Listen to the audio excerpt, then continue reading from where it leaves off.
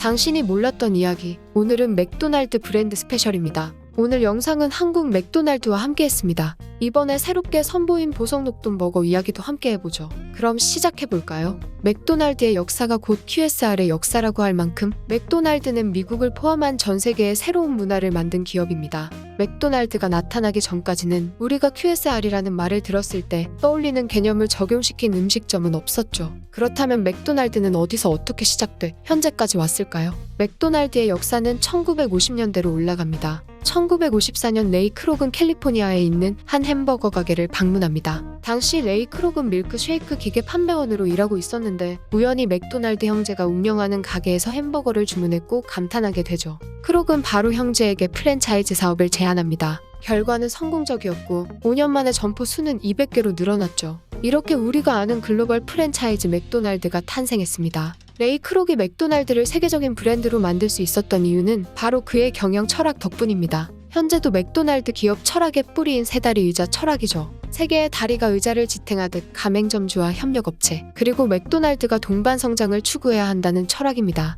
이 같은 철학을 바탕으로 실제 맥도날드는 현재까지도 식재료를 공급받는 자회사를 별도로 두지 않고 엄격한 기준의 심사를 통해 선정된 전 세계의 협력업체로부터 식재료를 공급받고 있기도 합니다. 레이 크록의 선진적이고 진보적인 철학을 바탕으로 세계로 뻗어나간 맥도날드는 한국에도 상륙했습니다. 한국 맥도날드는 어떤 역사와 의미를 가지고 있을까요? 한국 맥도날드는 한국 외식업계의 최초와 상생의 역사를 만들어냈습니다. 1988년 서울올림픽이 열리던 역사적인 해에 맥도날드도 한국에 들어왔습니다. 당시 가장 트렌디한 장소였던 압구정에 매장을 열었죠. 첫 번째 매장을 열자마자 엄청난 대기줄을 만들어내며 성공적으로 시작했습니다. 한국 맥도날드는 국내에 맞는 서비스와 메뉴들을 많이 도입하고 개발해 상용화시켰습니다. 동시에 앞서 말했듯 최초의 역사를 써내려갔죠. 1992년에는 부산 해운대점에 한국 최초로 드라이브 스루 매장인 맥드라이브를 도입했으며 2005년에는 업계 최초로 24시간 매장을 운영하기 시작했습니다. 현재는 드라이브 스루 매장들을 쉽게 찾아볼 수 있지만 국내 최초는 맥도날드였던 것이죠. 2007년에는 업계 최초로 배달 주문 서비스인 맥딜리버리를 선보이며 음식의 배달이라는 문화의 판도를 바꾸어 놓았습니다.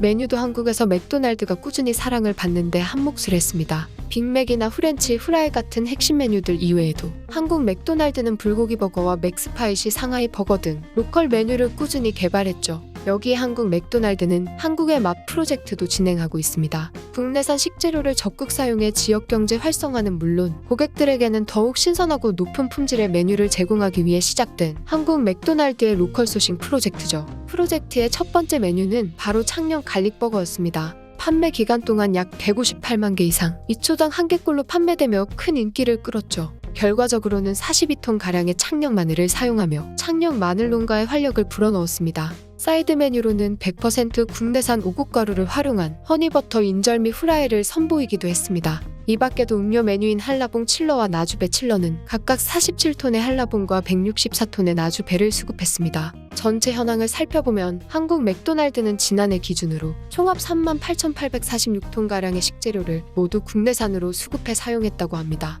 이처럼 한국 맥도날드는 여전히 국내 지역 상생에 진심을 담은 활동을 지속하고 있습니다. 이제 이번에 새로 출시된 메뉴인 보석녹돈 버거에 대해서 알아보죠. 보석녹돈 버거 역시 한국의 맛 프로젝트의 신메뉴입니다. 보석녹돈 버거는 보석 녹차 잎으로 만든 사료를 먹여 충청 지역의 축산 농가에서 키운 보석녹돈으로 만든 패티를 사용하죠. 보석녹돈은 육질이 연하고 부드러우며 잡내를 최소화한 국내산 프리미엄 돈육으로 다른 돈육에 비해 비타민 B원과 리놀렌산의 함량이 높습니다. 한국 맥도날드는 보석녹돈을 113g의 두툼한 패티로 재탄생시켰죠. 패티뿐만이 아닙니다. 아삭한 식감의 양배추, 그리고 적양파가 더해져 풍미까지 더했죠. 토마토와 베이컨으로 신선함과 감칠맛을 극대화했고요. 주목할 만한 점은 보석녹돈뿐만 아니라 양배추와 적양파, 토마토도 모두 국내산을 사용했다는 점입니다. 소스에도 심혈을 기울였죠. 스파이시 치즈 소스 역시 한국인의 입맛에 맞도록 개발되었습니다. 꾸덕한 체다 치즈와 담백한 그라나 파다노 치즈의 조합에 알싸한 카엔 페퍼를 더해 한국인이 좋아하는 매운맛을 구현했죠. 한국 맥도날드는 이번 보석녹돈 버거를 통해 올해 약 140톤의 보석녹돈을 수급해 사용하며 보성의 녹차 농가와 충청 지역의 축산 농가에 활력을 불어넣을 예정입니다.